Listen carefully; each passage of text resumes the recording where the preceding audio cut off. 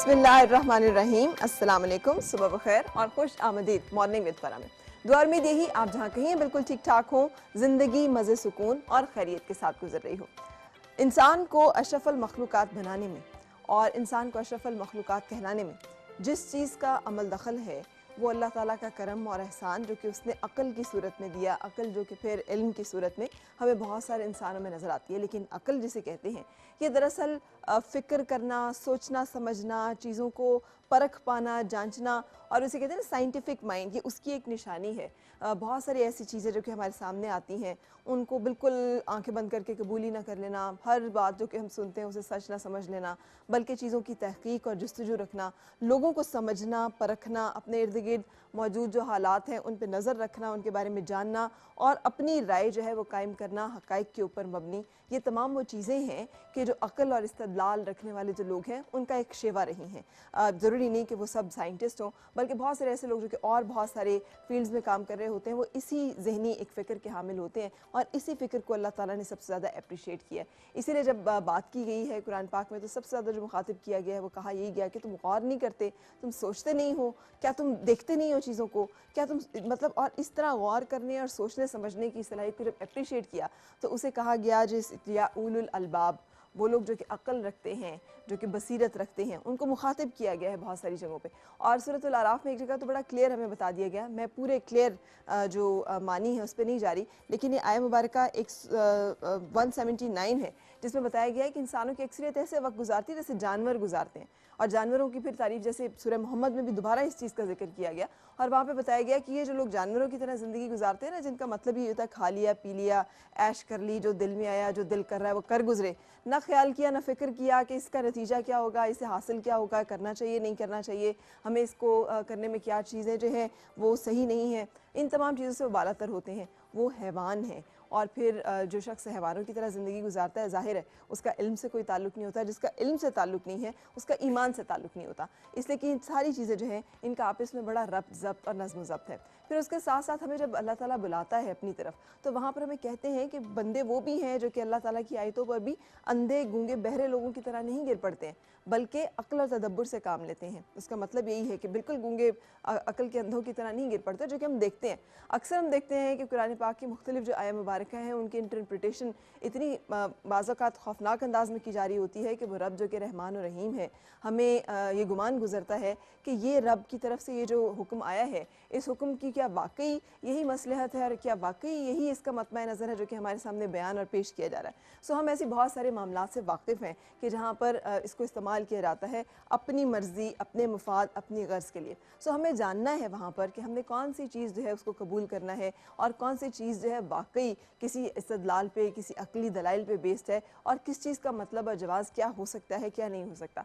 यही वो रवैया है जिसे हमारे अंदर पैदा करने के लिए रब ने कुरान हिकमत को उतारा है और उसमें जहाँ पर भी अल्लाह ताला ने बात की है वहाँ पे उन्होंने बहुत सारी दलाइल, बहुत सारे हक़ाइक़, बहुत सारे जवाज़, बहुत सारे हमारे सामने रास्ते रखे हैं और उनको बयान करने के बाद बहुत सारी मिसालों के फिर हमें जो दावत दी गई है उसके ऊपर हमें ईमान लाने के लिए कहा गया है। यही वो रवैया है जो अगर हम भी अपनी ज़िंदगी में पैदा कर लेना तो हमारी अपनी ज़िंदगी बहुत ज़्यादा आसान हो जाए।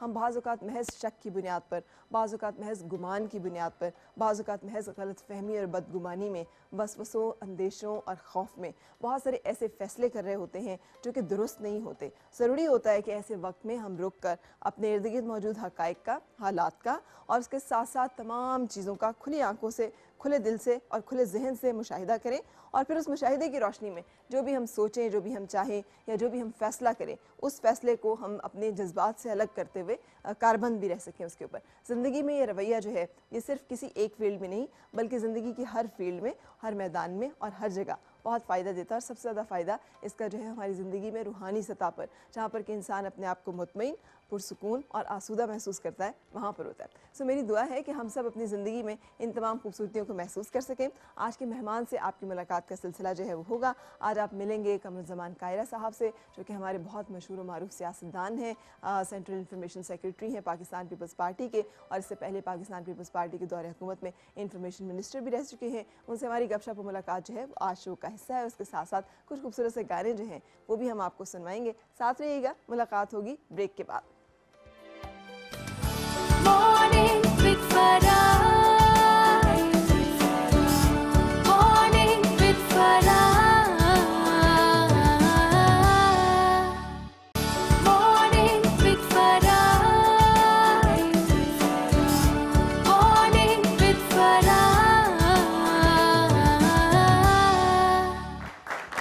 खुशामदीद और सबब खैर जनाब। तो मिलते हैं अपने आज के मेहमान से, जो कि एक बड़ी ज़बरदस्त किस्म की सियासी शख्सियत, जिन्हें हमने एक अरसे से देखा है सियासी मैदान में बहुत सारी जगहों पे बहुत सारे ऐसे तबसरे और तरजीह देते हुए जो बाज़-औक़ात हमें अच्छे लगे, बाज़-औक़ात हमें उनके ऊपर सवालिया निशान जो है वो खड़े हुए, लेकिन हर जगह पर उन्होंने अपनी ज़ात को, अपनी शख्सियत को मनवाया है और इसी तरह से आगे बढ़ते रहे, जिस तरह से कि अब वो एक मंझे हुए सियासतदान जो है वो कहलाते हैं। आप इंफॉर्मेशन सेक्रेटरी हैं पाकिस्तान पीपल्स पार्टी के साथ मुंसलिक हैं एक अरसे से और एक्स फेडरल मिनिस्टर रहे हैं इंफॉर्मेशन के एंड मैस मीडिया ब्रॉडकास्टिंग के, और उसके साथ साथ मिनिस्टर रहे हैं कश्मीर अफेयर्स के, नॉर्दर्न एरियाज़ के।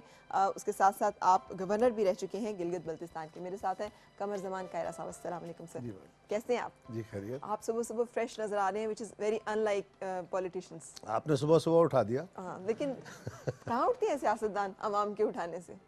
अवाम के उठाने से ही उठते हैं वैसे तो, बल्कि अवाम को भी उठाते हैं, लेकिन हम ज़रा लेट नाइट सोने वाले, तो सुबह जल्दी में उठना, और ये आज तक एक कार्यदारत होता है कि उठना ज़रा मुश्किल काम है, जल्दी तैयार होना। ठीक है, तो सर इतने सारे दानों में कानून दान वगैरह वगैरह, आपको सियासतदान क्यों पसंद आया? मेरी फैमिली पॉलिटिक्स में थी जी। सही। मेरे वालिद, मेरे चचा, मेरे का भाई, तो एक तो फैमिली इनहेरिटेंस में आ गए।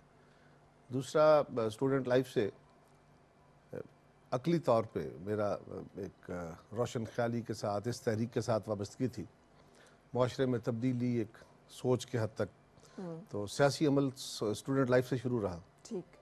एक शौक़ था कि इस माशरे के लिए बेहतरी का कोई काम किया जाए, माशरे को तब्दील करने की कोशिश की जाए। ठीक। तो कॉलेज लाइफ से ये सिलसिला चलता चलता चलता फिर यहाँ तक पहुँच गया। कभी आपने इस रास्ते में यू टर्न लेने का सोचा? कभी ख्याल आया कि नहीं मैं ये नहीं कर सकता, या मुझसे ये नहीं होगा, या मुझे नहीं करना चाहिए? नहीं, इस तरह की मायूसी तो नहीं कि मैं नहीं कर सकता, मुझे नहीं करना चाहिए। ये कई दफ़ा ज़रूर सोचने में आया कि यार हम ये जो तब्दीली जो चाह रहे हैं, कभी ये फ्रस्ट्रेशन ज़रूर होती है कि जो चाह रहे हैं वो बड़ा स्लो हो रहा है, हो तो रहा है। ये तो नहीं है कि चीज़ें जामद हो जाती हैं, चीज़ें मूव करती रहती हैं। ख्वाहिश ये होती है कि इसको ज़रा स्पीड अप किया जाए। कुछ लोग, वो कुछ माशरे, कुछ जमातें वो होती हैं जो अपने तजर्बे से सीखते हैं और उनकी ग्रोथ स्लो होती है। वो भी ग्रोथ कर रहे होते हैं, वो भी तब्दीली के अमल से गुजर रहे होते हैं। लेकिन इल्म का कमाल ये होता है, कम्युनिकेशन का कमाल ये होता है, जदीद जो रसाइल हैं, कि आप दीगर अक़वाम के तजर्बे को देखते हुए अपने तजर्बे की रोशनी में उस तजर्बे से सीख के बहुत तेज़ी से सफ़र कर सकते हैं। वो काम जो कौमों ने दहाइयों में किया, अब सालों में कर सकते हैं। तो वो जब नहीं हो रहा होता या नेगेटिविटी प्रमोट हो रही होती है या रुकावटें आ जाती हैं, तो उसमें फ्रस्ट्रेशन ज़रूर होती है, अदरवाइज कभी मायूसी नहीं। बचपन कैसा था? अभी तो आप बहुत संजीदा तहम्मुल मिजाज नज़र आते हैं, तो क्या बचपन से ही इसी तरह से थे? कोई शरारतें नहीं, कोई जज्बाती, गुस्सा, लड़ाई झगड़ा? जितना मुझे याद पड़ता है, कोई बहुत ज़्यादा तो नहीं, लेकिन शरारती वारती तो थे ही जी। बच्चे तो सारे शरारती होते हैं, कुछ ना कुछ शरारतें, जितनी मुझे याद है। बचपन की सारी बातें तो याद नहीं है, सही, लेकिन बड़ी छोटी छोटी शरारतें। हम देहात के रहने वाले लोग थे जी, तो लोअर मिडिल क्लास से ताल्लुक है, तो छोटे छोटे शरारतें होती थी हमारी, करते। अच्छा, ये जो एक सियासी सफ़र आपका रहा, इसमें मंझा हुआ सियासतदान आप किसे कहते हैं? क्या इसके लिए बुजुर्गी ज़रूरी है, उम्र के साथ इंसान मंझा हुआ सियासतदान होता है, तजर्बाकार होता है, या कुछ और लवाजमात हैं इसके? कुछ लोग वो होते हैं जी जो बहुत छोटी उम्र में पढ़ भी जाते हैं और गुड़ भी जाते हैं। गुड़ पंजाबी का लफ्ज़ है, जिसको कहते हैं कि तजुर्बा, एक्सपीरियंस जो होता है गेन कर जाते हैं।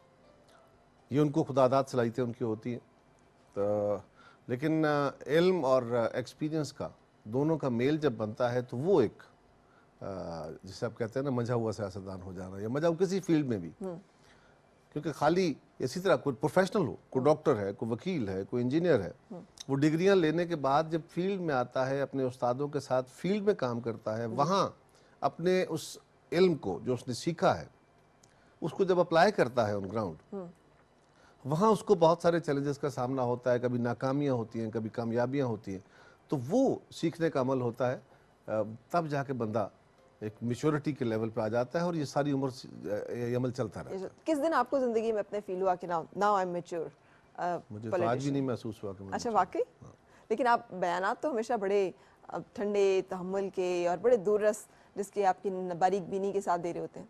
कोशिश करता हूँ जी कि सोच समझ के बात की जाए। वो तनकीद जो मैं बाकी लोगों पे करता हूँ, या बाकी लोगों पे करते हैं, मैं उससे बचने की कोशिश करता हूँ। अच्छा। तो उसमें से अपने लिए वो अल्फाज का चुनाव कर लेता हूँ, कोशिश करता हूँ। मुझसे भी बड़ी गलतियाँ होती हैं। तो आपको इश्तियाल आता ही नहीं है? क्या गुस्सा आता ही नहीं है? मुझे गुस्सा तो आ जाता तो फिर कैसे उसे क्या आपने इसे मतलब कॉन्कर है। कभी करना वेंट आउट कर देते हैं, कभी बर्दाश्त करते हैं। सही कोई ऐसे वक्त जब कि आपको वेंट आउट करके अफसोस हुआ है जिंदगी में कभी कि आपने रिग्रेट कोई अफसोस है? हाँ, जब भी आप किसी के साथ तल्ख होते हैं, मैं तो मेरा तो कम से कम मिजाज ये है कि हो जाता है कभी गुफ्तगू करते हुए, कभी आर्गूमेंट करते हुए, कभी पब्लिक का कोई बंदा वो इसरार किए जा रहा है एक ऐसे काम के ऊपर जो आप नहीं करने की कैपेसिटी में होते, हाँ।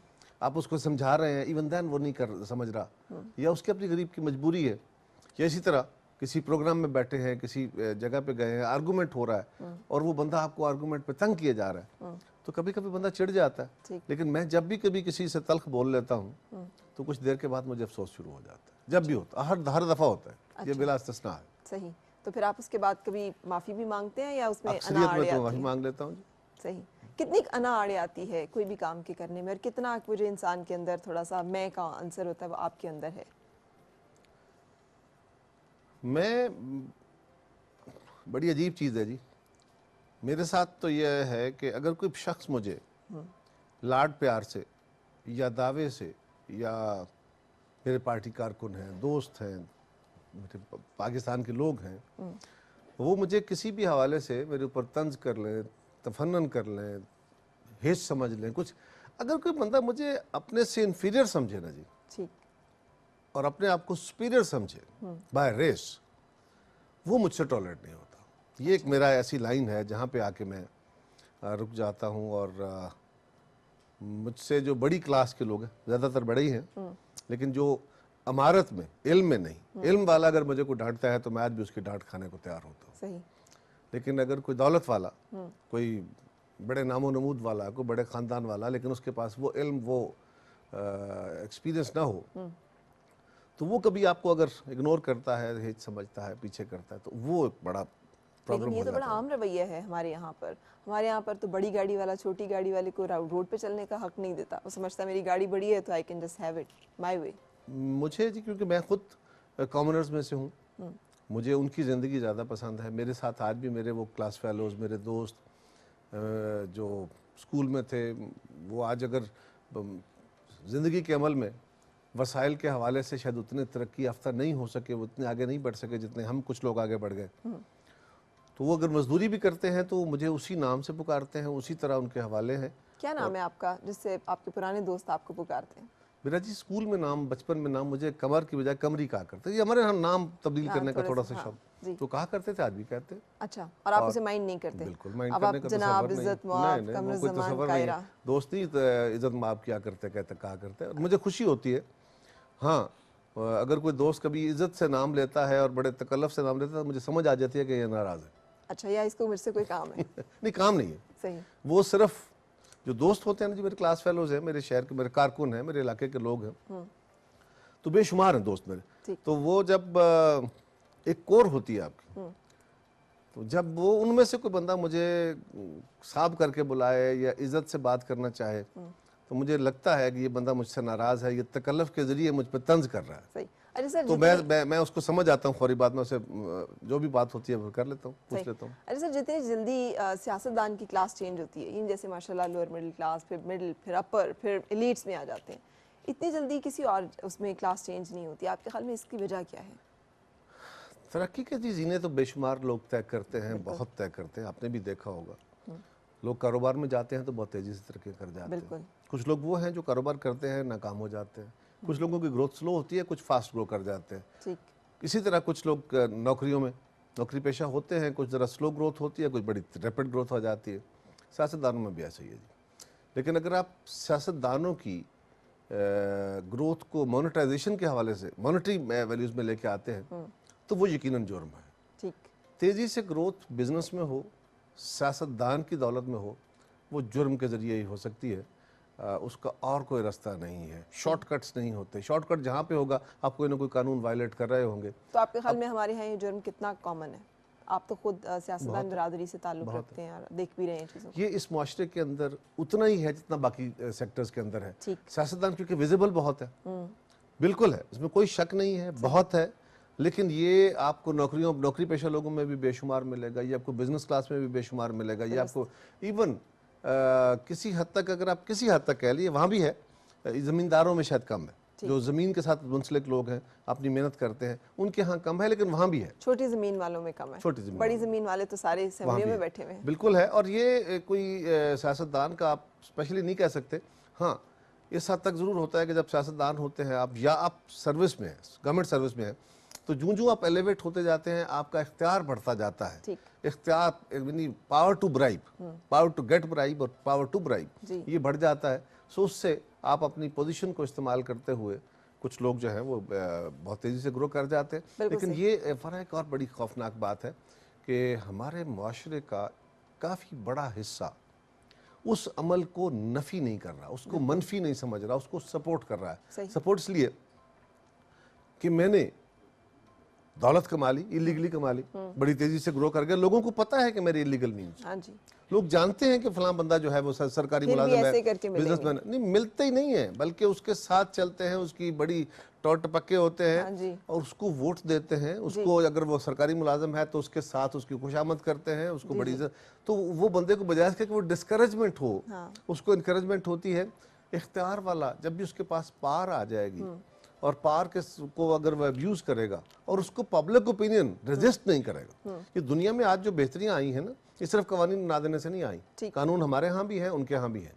वहाँ पे जितनी बेहतरियां हैं वो लोगों की तरफ से, पब्लिक ओपिनियन ने उन बेहतरियों को किया है। बड़ी गलत खूबसूरत- बंदे को गलत कहना। बड़ी खूबसूरत आपने बात की। मेरे अगले सवाल जो है वो इससे बहुत ज़्यादा लिंक करेंगे, लेकिन आपने बहुत खूबसूरत बात की और इसके बारे में वासिफ अली वासिफ साहब बड़ा कमाल कहते हैं कि अता में ख़ता पर का ही सवाल होता है सारा, कि जिसको जो अता किया गया उसमें उसने कितनी ख़ता की। ब्रेक के लिए रुकने के बाद कायरा साहब ने गुफ्तगू जो है बड़ी खूबसूरत जगह पे छोड़ी है कि जब लोग रेजिस्ट करते हैं, यहीं से अब अपनी बात को आगे कंटिन्यू करेंगे और साथ रहिएगा। ब्रेक के बाद मुलाकात। Morning with Farah. Morning with Farah. Morning with Farah. Morning with Farah.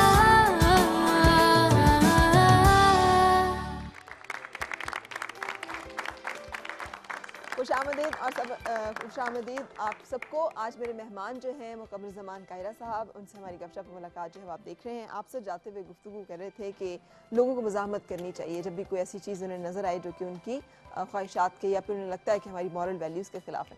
लेकिन जब ऐसा होता है तो फिर हुकूमत वक्त जो कोई भी होती है वो सबसे ज़्यादा उस पर कड़ी तनकीद भी कर रही होती है। आपके दौर में भी अगर ऐसा होता आप भी उसको रेजिस्ट करते हैं? देखिए, एक है प्रेस की तनकीद। हाँ। प्रेस की तनकीद भी एक बैलेंस तनकीद करने वाले बहुत सारे लोग वो होते हैं जिनको लोग अप्रिशिएट कर रहे होते हैं। तनकीद तो वैसे जिस पे भी की जाए उसे अच्छी नहीं लगती, ठीक। लेकिन अगर तनकीद मुस्बत रंग में होती है, उसके कंस्ट्रक्टिव काज होता है, जो प्रेस का ओरिजिनल काम है, तो उसको कोई अच्छा समझे ना समझे उसको टॉलरेट करता है। ठीक। जो बात मैं गुजारिश कर रहा था वो ये है कि माशरों में तब्दीलियाँ वॉलंटरीली नहीं हुआ करती।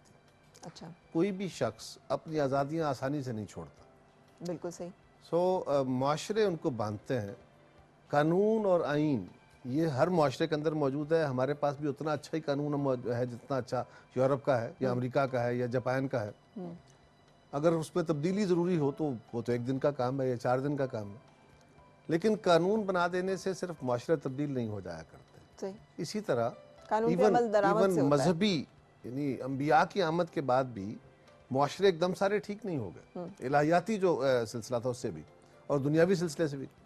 तरीका उसका यही हुआ कि जब पब्लिक ओपिनियन इवॉल्व हुआ, आज जो हमें यूरोप नज़र आता है या तरक्की याफ्ता दुनिया नज़र आती है जी। जिसकी हम तकलीद की बातें करते हैं, तो वहाँ पे बेसिकली लोग रजिस्ट करते हैं। लोग जो पब्लिक ओपिनियन है वो फौरी तौर पर रिएक्ट करता है। ठीक। वो हर बुरे को बुरा कहता है, वो हर गलत काम को गलत काम कहता हमारे है। यहाँ लाठी चार्ज बहुत जल्दी हो जाता है इस पे। देखिए, लाठीचार्ज तो होगा अगर आपका ये ख्याल हो कि हुक्मरान हो, ताकतवर तबकात हों, बड़े बड़े लोग हों, वो ज़मींदार हों, जागीरदार हों, सरमायादार हों, साहब बहादुर हों, गवर्नमेंट के बाबू हों, सियासतदान हों, ये ताकत वाले लोग होते हैं। ये आसानी से प्रिविलेजेस अपनी छोड़ते नहीं हैं। ठीक।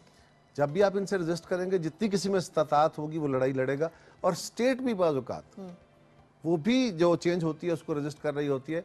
हुकूमतें भी रजिस्ट करती है, पर आप मारें खा के ही फिर माशरे ठीक करते सही। हैं। हमने तो बहुत मारें खाई, ठीक। स्टूडेंट लाइफ से लेके उस वक्त भी जेलों में भी गए, डंडे भी खाए, लाठियां भी खाई। ये अजीब बात है कि सियासतदान जेल में जाने को बड़ा एक अपना तुरा इम्तियाज समझते हैं। ये कोई अच्छा काम नहीं है, लेकिन तुरा इम्तियाज उसको इसलिए कहते हैं, वो एक तकलीफ झेलने का अमल है।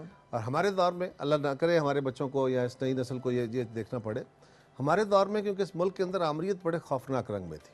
मसलन मैं जब कॉलेज में था या यूनिवर्सिटी में था तो उस वक्त मार्शल लॉ लगा मुल्क में। अच्छा। अब वो मार्शल लॉ बड़ा भयानक था। मेरा ताल्लुक पीपल्स पार्टी से है, तो पाकिस्तान पीपल्स पार्टी की गवर्नमेंट ख़त्म हुई थी, ज़ियाउल हक आ गए थे। उन्होंने आके जिस तरह का जबर इस मुल्क के ऊपर मुसल्लत किया, और जो बंदा आवाज़ निकालता था, जो बंदा अपने हकूक़ की बात करता था, उसको पकड़ के जेलें, कोड़े, और वो भी कोड़े ऐसे कि चौकों में खड़े करके, स्टेडियम्स में ऐलान करके, और फिर टिकटकियों पे लोगों को लगा के उनके आगे माइक्रोफोन रखते थे, स्पीकर लगाते थे, ताकि उनकी चीखें सुनाई दें लोगों को, लोग हॉरिफाई हों। अल्लाह न करे हमारे इन बच्चों को ये देखना पड़े। और बड़े बड़े अरसे तक औरतें, मर्द जेलों में, किलों में, बड़ी बड़ी तशद्दुद, फांसियां हो गई लोगों को। तो ये जो तशद्दुद का अमल था, ये सहते हुए लोग अपनी ज़ात के लिए नहीं सहते। सही। ये कलेक्टिवली, जो कलेक्टिव सोसाइटल वैल्यूज़ होती हैं, उसको ठीक करने के लिए, अपने माशरे की, अपने मुल्क की बेहतरी के लिए लोग अपनी लड़ाइयाँ लड़ते हैं। ठीक, आप लोगों को मौका मिला, फिर हुकूमत में आई पाकिस्तान पीपल्स पार्टी, और काफ़ी अरसा हुकूमत में रही है, तो आप समझते हैं कि फिर आपने कॉम्पनसेट किया, वो तमाम चीज़ें जो कि होनी चाहिए थी हुई, की गई पार्टी की तरफ से, जो कि किए जाने चाहिए थे तमाम इक़दाम? एक अजीब बहस है, लंबी बहस है ये। पहली बात तो ये है कि हमारी गवर्नमेंट 3 दफ़ा आई, उसके जी। बाद 2 बड़ी शॉर्ट इंटरवेंशन हुई, और उन दोनों गवर्नमेंट्स में हमारे खिलाफ एजेंसियां भी थी, हमारे खिलाफ पॉलिटिकल अपोनेंट्स को भी खड़ा किया गया बड़ी वाज़े तौर पे। मतलब हमारी राष्ट्रीय एजेंसियों ने, लेकिन ये पहली जमहूरी पार्टी भी रही जिसने कि अपनी जमहूरी मुद्दत मुकम्मल की। वो तो पिछली गवर्नमेंट में आके किया, लेकिन उससे पहले मोहतरमा बेनज़ीर भुट्टो की दोनों गवर्नमेंट्स जो थी, मियाँ साहब की दोनों गवर्नमेंट्स भी ख़त्म की गई। और अब वाज़े तौर पर है कि उस दौर के एजेंसियों के सरबराहान, हमारे इदारों के सरबराहान, हमारे इदारे बड़े खुल के पेनिट्रेट करते रहे, अदालतें उसमें मुदाखलत करती रही, साजिशें होती रही।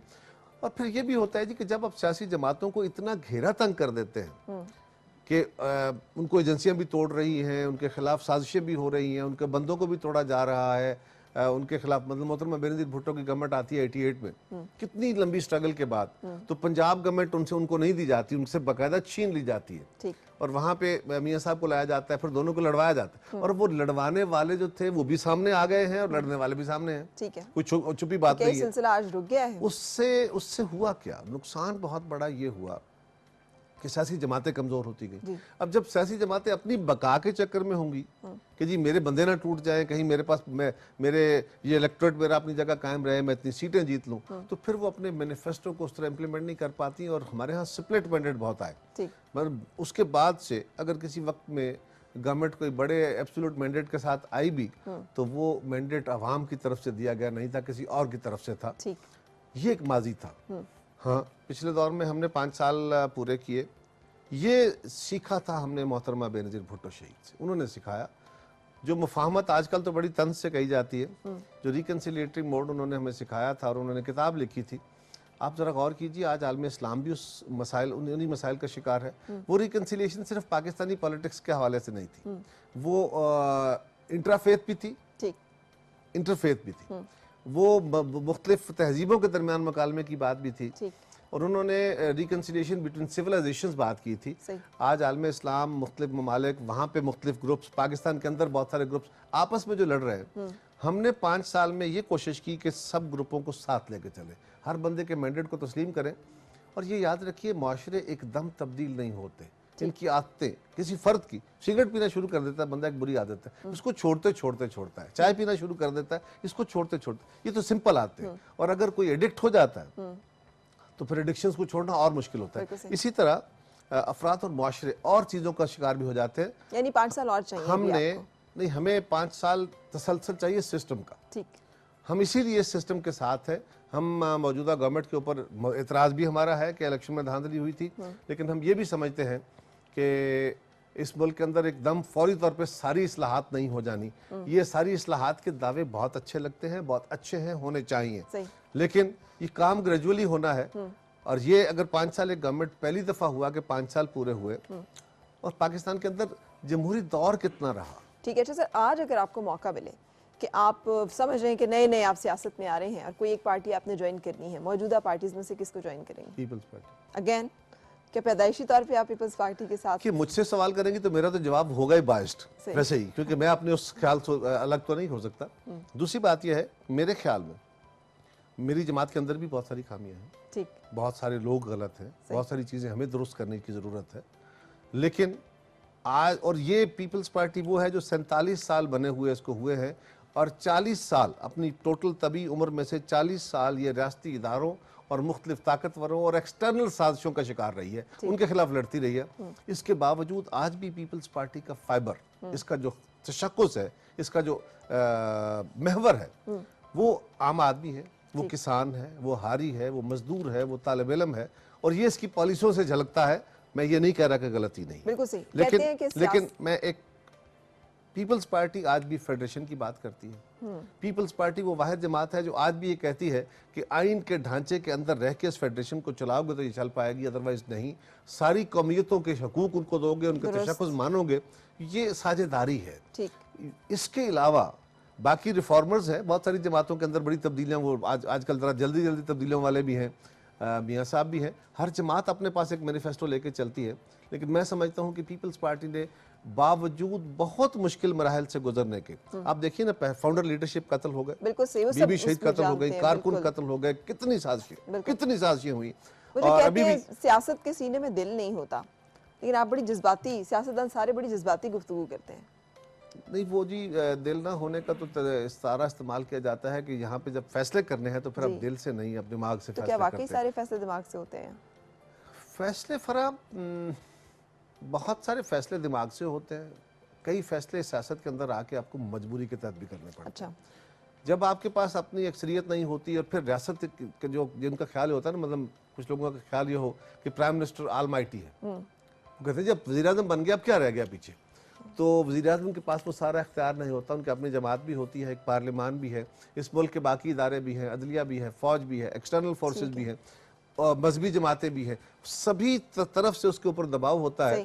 तो एक कई छोटा दफ़ा वो अपने जो ओरिजिनल मैनिफेस्टोज होते हैं उस पर मनोअन अमल नहीं कर पाते। अच्छा, एक आपकी ज़ाती बात पूछते, एक सवाल छोटा सा पूछते हुए मैं ब्रेक की तरफ जाना चाहूँगी। ज़ाती ज़िंदगी में फैसले ज़्यादा दिल से किए हैं कि दिमाग से, कि मजबूरी में? तीनों तरफ।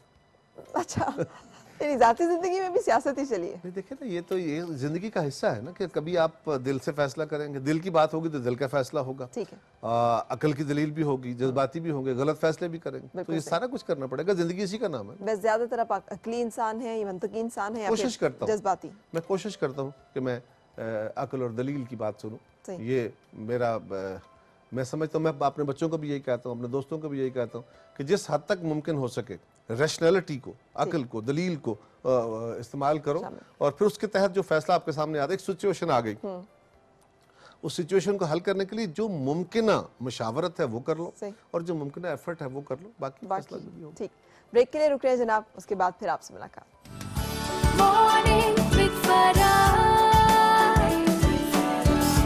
Morning with Farah. Morning with Farah. Morning with Farah.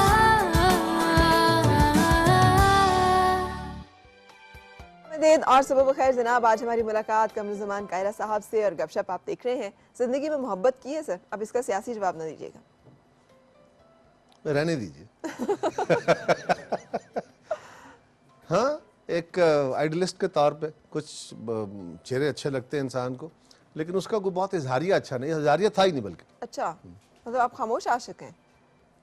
वो एक मेच्योरिटी के दौर की बातें होती है। अच्छा सर, ये काम है मेच्योरिटी के दौर का है? अच्छा, पुख्तगी में इंसान यानी प्यार व्यार नहीं करता? पुख्तगी में बहुत सारी चीज़ें अच्छी लगती हैं, लेकिन जब आपके बाकी इन्वायरमेंट आप उसके साथ चल रहे होते हैं तो आपकी बहुत सारी जिम्मेदारियां होती हैं। ठीक। तो वहीं जब अकल आ जाती है तो ये तो दिल के फैसले हैं ना, अकल के फैसले नहीं है। सही। तो अकल ज़्यादा मतलब गालिब हो गई है फिर इसीलिए इस उम्र में आके दिल बेचारा कमजोर पड़ना शुरू हो जाता है। नेचुरली। सही। अच्छा, कैसे वेंट करते बल्कि हैं? दिल पे वैसे भी बोझ कम ही पड़ना चाहिए। वेंट कैसे, मैं समझा मतलब आप सियासी मसरूफियात से और सरगर्मियों से कभी थक जाते होंगे, तो खुद को किस तरह बहलाते हैं, किस तरफ आप अपने आप को, मतलब जहन अगर हटाना हो आपने, कैसे आप अपने आप को नहीं, जहन तो हटता ही नहीं है जी, हर वक्त इसी आप में। लोग की बातें सुन सुन के हम लोग टेंस रहते हैं। कोई हम आपकी बातें सुनकर टेंस होते हैं और आप हमारी बातें सुनकर टेंस होते हैं, कमाल है। ये जर्नलिस्ट जो है, ये आपकी बिरादरी जो है, आप ही तो हमें टेंशन में लाते हैं।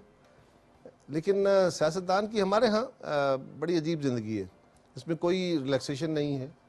मतलब मिसाल के तौर पे मैं अगर, जो आजकल मैं मेंबर भी नहीं हूँ, हमारी गवर्नमेंट भी नहीं है, बट इवन देन अगर मैं मरी घूम रहा हूँ तो कई लोगों की अच्छा ये सैरें करते हैं।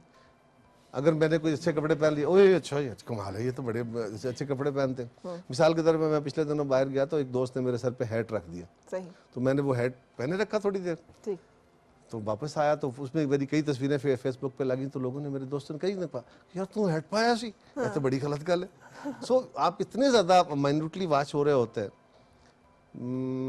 और छुट्टी नहीं होती। अच्छा, हमारे यहाँ कुछ 365 डेज वो काम करना होता है, सही, छुट्टियों में तसव्वुर हमारे यहाँ नहीं है। बल्कि अगर छुट्टियों पे जाएं तो ये भी एक होता है, अच्छा छुट्टियां भी गुजारते हैं। अच्छा बिल्कुल सही, और सोने का ये होता है कि रात को 2 बजे भी अगर किसी ने फोन किया तो एक्सपेक्टेशन ये है कि अच्छा तुम सोते सो जी, फोन तो जवाब ही नहीं देता। सो ये ऐसी जिंदगी के अंदर वेंट आउट करने का तरीका बेसिकली एक तो तसल्ली होती है जी कि आप एक तो अल्लाह का शुक्र अदा करते हैं कि अगर आपको बेसिक ज़रूरतों के बाद अगर चीज़ चाहिए तो वो है आपकी आइडेंटिटी। ठीक, तो जो आपको लोग इज्जत से मिलते हैं, प्यार से मिलते हैं, वो इतनी बड़ी सेटिस्फेक्शन है बिल्कुल, कि आप जितने भी थके हो, जितनी भी आपको उसकी मुश्किलात हो, ये इतनी बड़ी लेबर है। मैं आपको बता, इसी उम्र में सेहत मेरी ख़राब है, अच्छा, वो आइडियल सेहत नहीं है, मेरे पास एक्सरसाइज का वक्त नहीं होता, मैं पढ़ता कम हूँ, अपने बच्चों को बहुत कम टाइम दे सकता हूँ, फैमिली मेरी गिला शिकवे करती रहती है, दोस्त गिले करते, लेकिन क्योंकि अल्लाह का ये बहुत बड़ा इनाम है सही, कि अगर आपको अल्लाह की मखलूक प्यार करती है तो फिर आप उसका अफजाना भी आपने देना है। बिल्कुल ठीक, मैं समझता हूँ वेंट आउट करने का या रिलैक्सेशन का अच्छा तरीका होता है कोई बहुत अच्छा, कोई फिल्म देख ली, कभी कभार थोड़ा टाइम गाने सुन लिए, कौन म्यूजिक से सुन गाना लिया। सुनते हैं सर? मरियम हमारे पास है, मरियम आपको आपकी पसंद का गाना सुना सकती हैं। मैं जदीद म्यूजिक भी थोड़ा थोड़ा, लेकिन ज़्यादातर नीम क्लासिकल म्यूजिक ही सुनता हूँ, मैं अपने अहद के गाने सुनता हूँ। अपने अहद की कोई एक गाना जो आपको बहुत आपका पसंदीदा हो, अगर आप बता दें तो गुनगुना देंगे, बल्कि आप थोड़ा सा गुनगुना भी दें अगर। नहीं, गुनगुनाने वाला तो रहने दीजिए। ठीक, बहुत सारे मैं गज़लें सुनता हूँ। आप लोगों के पास भी कुछ सवाल हैं जी? सर कैन यू टेल कि बचपन की कोई ऐसी आपकी शरारत जो आपको भी याद आती हो और हंसी आती हो बहुत ज़्यादा? किसी का बेटा मैं टाट स्कूल का पढ़ा हुआ हूँ, तो हमारे घर के करीब ही एक स्कूल होता था, वो एलिमेंट्री कॉलेज था। आजकल वो एलिमेंट्री कॉलेज है जहाँ पर टीचर्स की ट्रेनिंग होती है, तो वहाँ प्राइमरी स्कूल था, हम टाट पे बैठ के पढ़ते थे।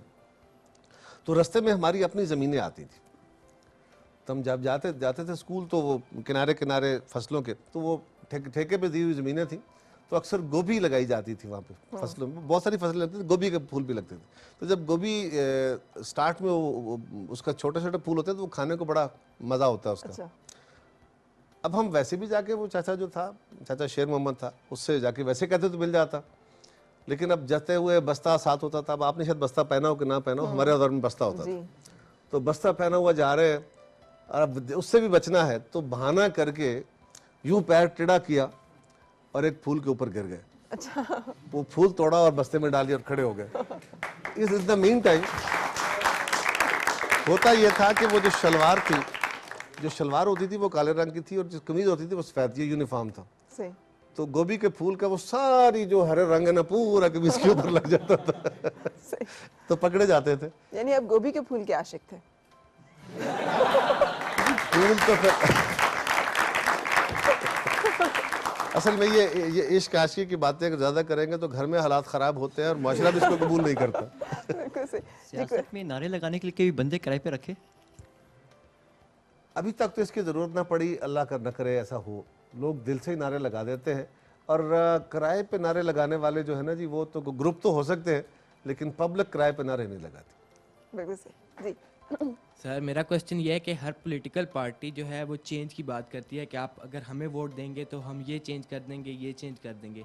आपकी जो पार्टी है वो भी एटलीस्ट 5 साल रही है हुकूमत में, तो आपने क्या देखा कि आपने क्या चेंज ये किया? हमने अगर सवाल आपको कर दोबारा- लिया, ये आप सोए हुए थे उस वक्त सवाल का जवाब दे रहे थे, वो हमने सवाल कर लिया। कोई और सवाल? बेटा इसमें छोटा सा मैं कमेंट कर देता हूँ, कभी गौर कीजिएगा, आप नौजवान हैं, 2008 में जब हमारी गवर्नमेंट आई थी तो क्या पाकिस्तान था, इसके हालात क्या थे, दहशतगर्दी कहाँ थी, पाकिस्तान की ज़राअत कहाँ थी, हमारे पास खाने को गंदम थी नहीं थी, पाकिस्तान में मज़दूरों के हालात क्या थे, लोड शेडिंग क्या थी 2013 में जब हमने गवर्नमेंट अगली गवर्नमेंट को दी केयर टेकर को, तो क्या उस वक्त वही हालात थे?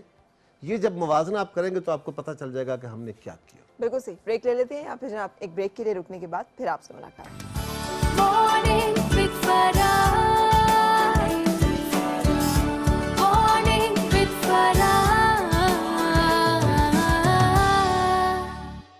Morning with Farah.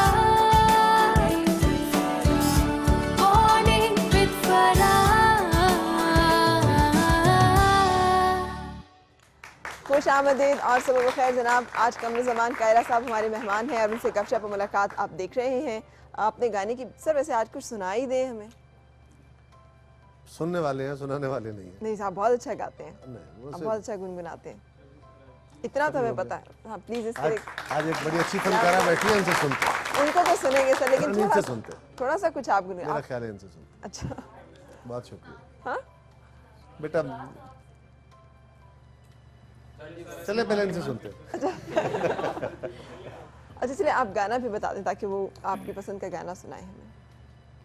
अभी वक्फे में बड़ा खूबसूरत गीत उन्होंने गुनगुनाया, नी सही हो। गीत तो नहीं है, काफी है शाह हुसैन की। सही नी सही हो सीना ना दे आके लग गए। चलिए मरियम।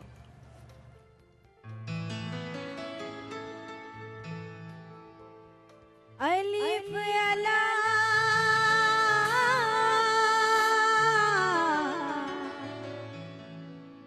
सानू इश्क होया नी सईयो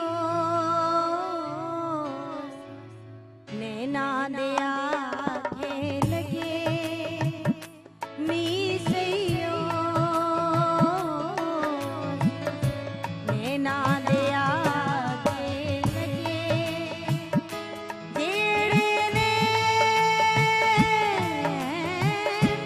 जेड़े ने मुर्शद नल लगदे ओ कदी भी ना जांदे ठगे नी सईयो नैना दे आखे लगे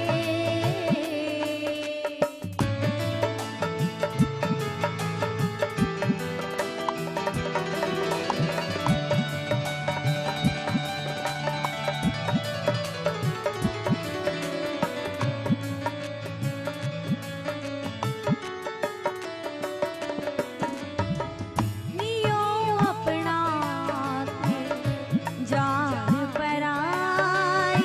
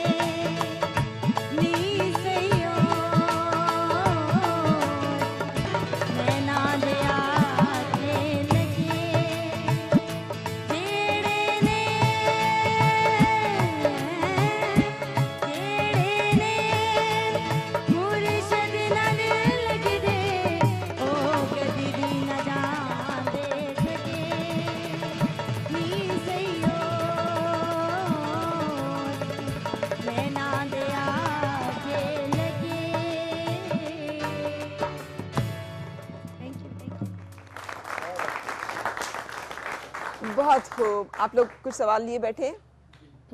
सर मेरा आपसे एक क्वेश्चन है कि अपने लाइफ में जितना भी अचीव किया है उसका क्रेडिट आप अपने अलावा और किसको देना चाहेंगे?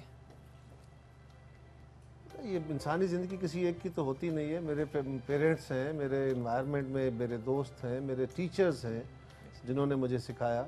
सियासत में आए तो बेशुमार यहाँ पे भी सीनियर्स हैं, ये मीडिया वाले हैं, सबसे सीखा, आपसे भी सीखता हूँ। तो इसमें किसी एक का क्रेडिट नहीं, लेकिन अगर सबसे बड़ा क्रेडिट है तो अल्लाह की रहमत के बाद आपके पेरेंट्स हैं और फिर आपके टीचर्स, सही। क्योंकि आपको वो इल्म देते हैं। आप उनसे सीखने के बाद, या याद रखिए जिस तरह वालिदैन के साथ जिसका रिश्ता होता है उससे बड़ा कोई रिश्ता नहीं है। और जो पेरेंट टीचर रिलेशनशिप होता है ये भी अगर नहीं होता, जो स्टूडेंट टीचर रिलेशनशिप सॉरी, ये जिनका हाँ होता है वो बड़ा कमाल का रिश्ता है। इससे भी आप बहुत सीखते हैं। मैं समझता हूँ मेरे असातिज़ा ने मुझे बहुत सिखाया, पेरेंट्स का तो एहसान है ही, सही। उससे मिला। अच्छा, दोस्ती, कोई सियासतदान जिसके साथ आप समझते हैं कि आपकी दोस्ती का ताल्लुक है और बहुत पुराना है और बहुत गहरा है? इस फील्ड में वैसे दोस्ती होती है? बहुत होती है। अच्छा, नजरिया ज़रूरत समझते हैं हम कि ज़्यादा देखिए चलता है। ये हर फील्ड में, आप अपने फील्ड में हैं तो आप क्या अपना कंपटीशन अपने बिल्कुल। कोलीग्स में, आप अपने शो को ज़्यादा पॉपुलर रखना चाहती हैं, लेकिन आप ये भी है आपके अपने फील्ड में बेशुमार लोगों से दोस्तियां हैं, आपके कंपटीटर भी होते हैं। इसी तरह सर्विस में होता है, इसी तरह बिजनेस में होता है कि आप दोस्त भी होते हैं, कंपटीटर भी होते हैं। सियासत में भी ऐसा है, लेकिन मैंने सियासत में मेरे एक तो कुछ फैमिली ट्रेडिशंस, वालिदैन के दोस्त जो थे उनसे भी दोस्तियाँ हुई। मेरे किसी एक का नाम तो खैर मुश्किल है लेना, लेकिन बहुत सारे दोस्त, मैंने जिस शख्स के साथ मेरा दोस्ती का दावा भी है और मुझसे सीनियर भी हैं और मैं उनसे बहुत सियासी तौर पे इम्प्रेस्ड भी हूँ, वो खुर्शीद शाह साहब। अच्छा, जिस शख्स की मेहनत, सेल्फ पेड आदमी है, जितनी मेहनत से वो आदमी पॉलिटिक्स करते हैं और जितना दर्द उस शख्स के दिल में मैंने देखा है, दोस्तों के लिए, अपनी जमात के लिए, जनरल पब्लिक के लिए, सही। कम से कम मैंने अपनी ज़िंदगी में इतना मेहनत करने वाला शख्स नहीं देखा। बिल्कुल सही। कोई और सवाल आप करना चाहें? सर काश कभी आपको ऐसा फील हुआ है काश मैं सियासतदान कुछ और ही हो जाता? कभी सियासत ऐसा काश तो नहीं होता, काश तो मैंने कभी इस पे अफसोस नहीं किया। I am proud of this. मैं अल्लाह की रहमत का बड़ा मशकूर हूँ, अल्लाह ने मुझे सियासत में मौका दिया और मुझे बहुत इज्जत दी, तो ये तो इनाम है। लेकिन मैं कभी कभी सोचता हूँ अगर मैं सियासत ना करता तो क्या करता, तो फिर मेरे लिए ऑप्शन ये होता कि मैं टीचर बन जाता। अच्छा, आजकल कभी कभी मैं क्या, सोचता कौन हूँ सा वैसे मैं अगर subject पढ़ाते सियासत ना करता तो मैं कोई एंकर बन जाता। अगर ऐसा होता, तो किस तरह के एंकर होते सर आप? अगर मगर ये मुमकिन ही किस तरह है। वैसे आप एंकर किस तरह के होते हैं अगर आप एंकर होते तो? एंकर्स में से किसको पसंद करते हैं, जिसको आप समझते हैं कि इसकी तरह? बहुत सारे हैं, किसी से लड़ाई करानी है, किसी एक का नाम कैसे लूं। से अरे टीचर होते तो कौन से सब्जेक्ट के टीचर होते? मैं हिस्ट्री और फ़लसफ़े का शौकीन सही। हूँ। मुझे मेरा ख्याल है कि आज भी हमारे जो करिकुलम बनाने वाले लोग हैं, एटलीस्ट हमें स्कूल, सीनियर स्कूल में जाके तो मंतक और फ़लसफ़ा ज़रूर एक सब्जेक्ट के तौर पे, एक मजमून के तौर पे ज़रूर पढ़ाया जाना चाहिए। ठीक। मेरा ज़ाती ख्याल है कि जो लोग मंतक पढ़ते हैं, मेरा एक्सपीरियंस भी ये है, उनको ज़िंदगी में बहुत सारी चीज़ों का फ़ायदा होता है। आजकल हम अक्ल मंतक से दूर होते जा रहे हैं, बहुत ज़्यादा ये जो अप्लाइड साइंसेज हैं, जिनको सिर्फ प्रैक्टिकबिलिटी और ज़िंदगी में प्रोफेशनल साइंसेज कह लीजिए, उसके अंदर भी लॉजिकल थिंकिंग जो है ये बहुत ज़रूरी है। मेरा ख्याल है मैं और इसी तरह हिस्ट्री जो है, ठीक। न्यूट्रल हिस्ट्री, ये हम जो पढ़ते हैं ये बायस्ड हिस्ट्री अनफॉर्चुनेटली, तो न्यूट्रल हिस्ट्री पढ़ने की कोशिश करनी चाहिए जितनी में मुमकिन हो सके। ये भी इंसान को बहुत सिखाती है। बिल्कुल सही। ब्रेक के लिए रुक रहे हैं और ब्रेक के बाद फिर आपसे मुलाकात। Morning with Farah. Morning with Farah. Morning with Farah. Morning with Farah. खुशामदीद और सबब खैर जनाब। आज हमारी गपशप और मुलाकात का सिलसिला कमर ज़मान कायरा साहब से, और आपके तशरीफ़ लाने का बहुत शुक्रिया। अच्छा सर, ये जो हम अभी बहुत सारी बातें कर रहे हैं, आपने अपोजिशन का वक्त भी गुजारा है, आपने मनसब का ओहदा भी इंजॉय किया है, कौन सी कुर्सी ज़्यादा मज़ेदार है? अपोजिशन। अपोजिशन की? नींद किस पे ज़्यादा मज़े की आती है? अपोजिशन। अपोजिशन की। देखिए अपोजिशन में ये होता है कि आपने एतराज़ करने होते हैं, तनकीद करनी होती है, आप रिस्पॉन्सिबिलिटी कोई नहीं होती। सही। मुझे याद है लेकिन अगर इक़्तिदार की कुर्सी इतनी अच्छी नहीं है तो फिर उसकी ख्वाहिश में क्यों सब लोग? आइडेंटिटी, मैंने वही कहा ना, उसकी ख्वाहिश यही होती है। कुछ लोग उसको मिसयूज़ भी करते हैं। मेरा ज़ाती मैं आपको सच बताता हूँ, जब तक मैं वज़ीर था मैंने कभी नींद पूरी नहीं की थी। अच्छा। और मैंने कभी आराम से बैठ के खाना नहीं खाया था। हमेशा हैसल होती थी, भागम भाग होता था, दोस्त इग्नोर होते थे, फैमिली इग्नोर होती थी, ज़ाती ज़िंदगी सारी ख़राब होती थी। लेकिन मैंने पहले भी कहा ना कि इसका इनाम इतना बड़ा है, आइडेंटिटी कुदरत का इतना बड़ा इनाम है। और फिर लोग अगर आपको अप्रिशिएट कर रहे होते हैं, उनके चेहरे खुशी से आपको देख रहे होते हैं, तो जो लोगों के चेहरों पे अपने लिए आप खुशी देखते हैं, आपको देख, उसका कोई नेमुल बदल नहीं है दुनिया में। इतना बड़ा इनाम कोई नहीं हो सकता। सही। उसके लिए बंदा कोशिश करता रहता है, अपना ज़मीर मुतमईन करता है। लेकिन अपोजिशन में तो बड़े मज़े से आराम से उठ के जाते थे हम सेशन में, ठीक। तो बैठे गप्पे लगा रहे होते थे और कोई गवर्नमेंट की गलती पकड़ लेनी, उस पर तनकीद करनी, तकरीरें करनी उठ उठ के, सही। स्पीकर साहब को तंग करना, कोई वजीर उठा तो उसको जनाब ऐसे तैसे लगा दे, ठीक। जुमले लगा दिए। तो बहुत शुगर लगाते थे, सही। थोड़ा कंपैरेटिवली यंग भी थे। ठीक। तो आपके हाल में जो हमारा अब असेंबली का चलना शुरू हुआ है सिलसिला, जैसे पहले यूके में अगर हम देखें तो वहाँ पे तो उनके सेनेट की और उनकी तमाम हाउसेस की जो है वो तो कवरेजेस चल रही होती हैं, इससे क्या फ़र्क पड़ेगा? लोग अब देख रहे होते हैं कि सियासतदान कौन सो रहा है, कौन ऊँग रहा है। हमारे यहाँ कम है। देखिए, मैं ज़ाती तौर पर समझता हूँ कि हमारी पार्लियामान आज भी बहुत बेहतर काम करती है। ये ऐसा ही है। हाँ, लोग हम समझते हैं जी बड़े कम अटेंडेंस है। आप कभी बरतानवी पार्लियामेंट में जाइए, वहाँ हाउस की तादाद कुछ 650 साढ़े 600 मेंबर्स की है, और आपको कभी भी वहाँ पे 100 मेंबर नहीं मिलेगा। ठीक। बरतानवी पार्लियामेंट में वो जो साइड रूम्स में कमेटियाँ मिल रही होती हैं, कुछ लोगों का काम वो अपनी लेजिस्लेशन मूव कर रहे होते हैं, अपनी अपनी डिबेट्स हो रही होती हैं, और साइड पे कमेटियाँ भी काम कर रही होती हैं। वो भी कौम का ही काम है, वो भी लेजिस्लेशन से रिलेटेड है, वो भी आपके नुमाइंदों का काम होता है। और जब कभी वोटिंग की जरूरत होती है तो वो सबको बैलेट दे के उनको बुला लिया जाता है। अवेलेबल तो होते हैं ना सर, हमारे यहाँ तो आते ही नहीं है। नहीं, वो कम है, ऐसे लोग कम है। सही। अच्छा, क्या चीज़ आपको बहुत पसंद है? और ये बात भी ज़रूरी है कि हाँ, हमारी पार्लियामान को मोतबर खुद हुक्मरानों ने करना है। सही। वज़ीर आज़म आके बैठेंगे, वज़ीर आज़म अपने आप को और अपनी हुकूमत को असेंबली के सामने जवाबदेह बनाएंगे, तो असेंबली मोतबर हो जाएगी, लोग आना शुरू कर देंगे। बिल्कुल सही। आपने सर याद है कहा था कि वो गालें तो फिर आप भी गुनगुनाएंगे। छोड़िए, इनसे सुनते हैं। अच्छा, कुछ और सवाल जो आप करना चाहें? मेरा क्वेश्चन है कि आपके नज़दीक मोहब्बत हकीकत है अफसाना? मोहब्बत बेटा, मोहब्बत हकीकत है, अफसाना तो नहीं होता।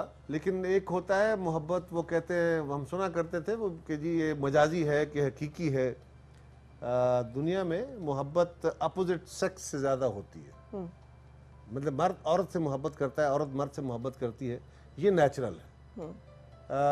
अब मैं ये कहूँ कि मुझे ज़िंदगी में कोई अच्छा नहीं लगता, कोई खूबसूरत चेहरा होगा, कोई खूबसूरत खातून होगी तो मुझे यकीनन अच्छी लगेगी, बट दैट डजंट मीन्स कि मैं वज़ारिश करने बैठ जाऊँ अपने अपनी ज़िंदगी में जाके। अब बहुत सारे जवाबदेहियाँ भी होती हैं, लेकिन फिर ये जो फीलिंग्स हैं ये अफराद पे डिपेंड करता है कि कौन अपना कितना एक्सप्रेसिव है, ठीक, कितना उसके ऊपर चीज़ें तारी हो जाती हैं। आप कितने एक्सप्रेसिव हैं सर? बहुत कम, अच्छा, बल्कि यूँ कहिए ना होने के बराबर। अच्छा, तो आपको एक्सप्रेस करने वाले लोग फिर अच्छे लगते हैं कि वो भी नहीं अच्छे लगते? वो तो अच्छे लगते हैं, दिल भी करता है जी एक्सप्रेस करने को। ठीक। मतलब मैं अगर पता नहीं मुझे कहना चाहिए कि नहीं, मैं अगर किसी खूबसूरत खातून को देखता हूँ और मैं उससे कहूँ कि जी आप बहुत खूबसूरत लग रही हैं, ये कहते हुए मुझे झिझक ये होती है, कोई कहीं है ना, मैं महसूस करेंगे अच्छा इसने मुझे क्यों कहा। वो अगर वो नाराज़ हो गई तो काम ख़राब हो जाएगा। ठीक। सर, पॉलिटिक्स में आने के लिए किन क्वालिटीज़ का होना ज़रूरी है? क्या सलाहियतें चाहिए? तो आज तो पाकिस्तानी पॉलिटिक्स की बात करें तो यहाँ पे तो बड़े फजूल किस्म के इसके रवैये हैं। जहाँ पे बहुत बड़ी अक्सरियत जो है वो ख़ानदानी रवायती सीटें बैठी हैं, मखसूस लोग हैं, उनके ही बेटे बेटियाँ आ रहे हैं, बाकी लोगों के लिए जगह कम है, वसाइल बहुत ज़्यादा चाहिए, इल्म अकल का काम ज़रा कम होता है, अक्सरियत में पढ़े लिखे लोग नहीं हैं और पढ़े लिखे होना कोई ज़रूरी भी नहीं होता इस काम के लिए। लेकिन मैं आज भी समझता हूँ कि आज भी कुछ लोग ऐसे हैं जमातों के अंदर जो अपने टैलेंट की बुनियाद पे, अपनी मेहनत की बुनियाद पे, अपने तजुर्बे की बुनियाद पे अपनी जगह बनाते हैं। हमारी जमात में भी ऐसे लोग हैं, बाकी जमातों के अंदर भी ऐसे लोग हैं कम। डेडिकेशन चाहिए, जज्बा चाहिए पहले तो नंबर पे कि आप पब्लिक सर्विस करना चाहते हो। फिर आप फौरी तौर पे बहुत ज़्यादा दिल फेंक ना हो कि एकदम जल्दी जल्दी अब चीज़ें बदल हो जाए। पढ़ें, इल्म होना ज़रूरी है, इसका कोई मुतबादल नहीं है। और आज किसी अनपढ़ का या सेमी पढ़े लिखे बंदे का इस सियासी निज़ाम में जो आइंदा आने वाले दिनों में आपके दौर की जो पॉलिटिक्स है उसमें बहुत कम जगह होगी। सही। ये एक अच्छा अमल है, लेकिन बुनियादी तौर पे पहले दिल का साफ होना ज़रूरी है। अब ये डिपेंड करता है कि आप टारगेट क्या लेके चलते हैं। अगर आपका टारगेट हो कि मैंने पॉलिटिक्स में आके वजीर बन के दौलत बनानी है, गलत काम करने तो बना सकते हैं, वो तो आप कारोबार में भी कर सकते हैं, वो तो आप नौकरी करें, सिविल सर्विस में चले जाएं, जज बन जाएं, साफी बन जाएं। सबसे ज्यादा बड़ी करप्शन कहाँ होती है? जो जितना इंसान बड़ा करना इख्तियार होगा उतनी बड़ी करप्शन के चांसेस होंगे। बिल्कुल सही। अच्छा, आप कौन सा मनसब ऐसा है, अगर आपको मौका मिले, क्या ख्वाहिश है आप चूज करेंगे अपने लिए बनना? देखिए, मैं समझता हूँ कि कोई एक फ़र्द अपने तौर पे कोई किसी जगह भी जाके बैठ जाएगा तो वो कोई बड़ा काम नहीं कर सकता। उस चीज़ें कंपैरेटिवली फ़र्क डाल लेता है। असूली तौर पे एक तंजीम, नज़म होता है, एक जमात, जिस तरह अब सियासी जमातें हैं, तो सियासी जमात अगर ऑर्गेनाइज होगी, उसके अंदर स्ट्रक्चर्स ठीक होंगे, उसके अंदर बेहतर लोग होंगे, वो अगर गवर्नमेंट में आएगी तो वो एक डिसिप्लिन के तहत बेहतरी ला सकेगी, तेजी से चीज़ें तब्दील कर सकेगी। एक फ़र्द के तौर पे अगर एक मैं हूँ, आप हो, कोई और हो, वो सदर बन जाए, वो वज़ीर आज़म बन जाए। आप क्या बनना चाहेंगे, सदर, वज़ीर आज़म? मैंने कभी सोचा नहीं इस मामले में। ये कैसे हो सकता है सर कि सियासत में हो और आपने सोचा ना हो? किसी दिन रात को आपको ख्वाब ना आया हो कि मैं मुल्क का वज़ीर आज़म हूँ? नहीं, मुझे कभी ख्वाब नहीं आया। वाकई मुझे कभी ख्वाब नहीं आया। हाँ, मैं वज़ीर आज़म बनते बनते रह गया, ये बात है। हाँ, तो फिर वो कैसा लगा था? यकीनन अफसोस हुआ। कैसा लगा जब मखदूम और सब लोग जो है वो उसमें फिर सामने आ गए? राजा साहब है, मखदूम साहब को उस वक्त उन पे केस बना तो राजा साहब प्राइम मिनिस्टर बने, वो मेरे भाई हैं बड़े। मतलब यकीनन देखे ना, वही बात है ना कि मेरा नाम आया तो मेरा दिल तो करता था कि मैं वज़ीर आज़म बन जाऊँ। ये एक ऐसा इनाम है, एक ऐसा एजाज़ है जो एक्सेप्शनल, वेरी एक्सेप्शनल है। और आप जितना बेहतर जगह पे जाके बैठते हैं, डिसीजन मेकिंग में आप एलिवेट हो जाते हैं। तो आप बदल भी नहीं हुए, आपका दिल भी नहीं दुखा? बदल होने वाली क्या बात है, ये तो आपकी किस्मत में नहीं था। और पार्टी छोड़ने का कभी ख्याल आपके दिल में नहीं आया? देखिए, पार्टियाँ छोड़ा नहीं करते, पार्टियों को मजबूत करने के लिए कोशिशें करनी चाहिए, लड़ाइयाँ लड़ लेनी चाहिए, पार्टी के अंदर बैठ के अपना काम करना चाहिए। हाँ, कुछ लोग ऐसा भी होता है, एक वक्त आ जाता है कि आप समझते हैं कि अब मेरे लिए आगे बढ़ने का रास्ता इस जमात में नहीं रहा, या कोई ऐसे इख्तलाफात हो गए, तो फिर लोग किसी और तरफ चले जाते हैं। लेकिन एक नज़रिए के साथ कमिटमेंट होनी चाहिए, सिर्फ इक़्तिदार से नहीं। ब्रेक के लिए रुक रहे हैं और फिर आपसे मुलाकात। Morning with Farah. Morning with Farah. Morning with Farah. Morning with Farah. खुश आमदीद और सुबह बखैर जनाब। आज कमर ज़मान कायरा साहब मेरे मेहमान हैं और उनसे गपशप और मुलाकात आप देख रहे हैं। कुछ सवाल सर उसके जल्दी आपने हमें कुछ प्रेडिक्शंस जो हैं वो करनी है। आपके हाल में ये जो कराची में चल रहा है सिलसिला हल्का 249, क्या बनेगा वहाँ? 249 अनप्रडिक्टेबल है। हल्का तो वहाँ पे एमक्यूएम का बड़ा स्ट्रॉन्ग होल्ड है। इलेक्शन फेयर हुआ तो शायद क्लोज मार्जिन के साथ इलेक्शन हो, बट मेरा ख्याल है कौन जीतेगा? मेरा ख्याल है एमक्यूएम जीत जाएगा। आपका मेरा ख्याल ये है, इसलिए कि वो एमक्यूएम का बहरहाल गढ़ है। सही। हाँ, लेकिन मार्जिन कम हो जाएगा। और आपके हाल में इलेक्शन कब होंगे? General election? जनरल इलेक्शन हमारी तो ख्वाहिश है कि अपने टाइम पे हो, लेकिन इस हुकूमत की अक़लियत से, इनके अपने जो हरकतें हैं उससे मुझे यकीन है कि ये नहीं तो अगला साल इलेक्शन का हो जाएगा। ये नहीं तो अगला साल इलेक्शन का होगा। ये इनका हुक्मरानों की अपनी बदौलत, ये खुद सही, चाहते हैं। बिल्कुल सही। अच्छा, और आपके हाल में उन इलेक्शन में जीतेगी कौन सी पार्टी? अभी तो ये बहुत कबल अज़ वक्त बात है। इलेक्शन की अपनी एक फ़िज़ा होती है, उस फ़िज़ा में आके लोग अपना राय कायम करते हैं। अभी प्रेडिक्ट करना बहुत मुश्किल है। अभी तो आज के जो इशारे हैं वो शायद कुछ जमातों के हक में हो, कुछ के खिलाफ हो, लेकिन ये इशारे चेंज होते देर भी नहीं लगता। आपको आइंदा आने वाले दिनों में कौन सी दो पार्टीज का अलायंस जो है वो बनता नजर आ रहा है? आइंदा जो इलेक्शंस होंगे, जनरल इलेक्शंस में कौन मुझे सी? गुमान ये है जी, मुझे ये तो नहीं पता कौन कौन सी जमात अलायंस का हिस्सा बनेगी, क्योंकि माजी के बहुत बड़े बड़े मुखालिफ जो थे वो भी वक्त आया तो उनके भी आपस में इत्तेफाक हो गए। हम और मुस्लिम लीग भी तो एक वक्त में इत्तेहादी बन गए थे। कल हो सकता है किसी वक्त ऐसा भी आए कि इमरान खान साहब और मियां नवाज शरीफ साहब इत्तेहादी हों।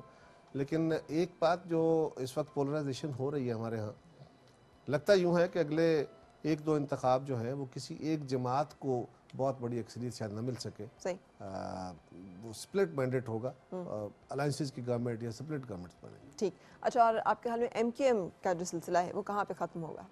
इसका नतीजा क्या निकलने वाला है? एमकेएम के खिलाफ जो एलिगेशंस आए हैं, अब उनकी क्या सूरत हाल सामने आती है, अगर वो एलिगेशंस प्रूव हो जाते हैं तो उनके लिए बहुत मुश्किल होगा। लेकिन एक जमात के तौर पे अगर उनके यहाँ कोई गलत चीज़ें हैं, कोई गलत लोग हैं, अगर वो निकल जाते हैं, साइडलाइन हो जाते हैं, तो वो एक जमात के तौर पे तो जिंदा रह सकती है। और एमकेएम बड़ी मुनज़्ज़म जमात है, सही।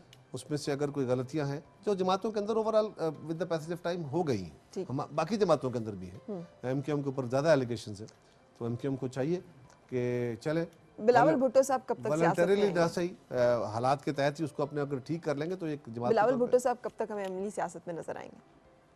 बहुत जल्द।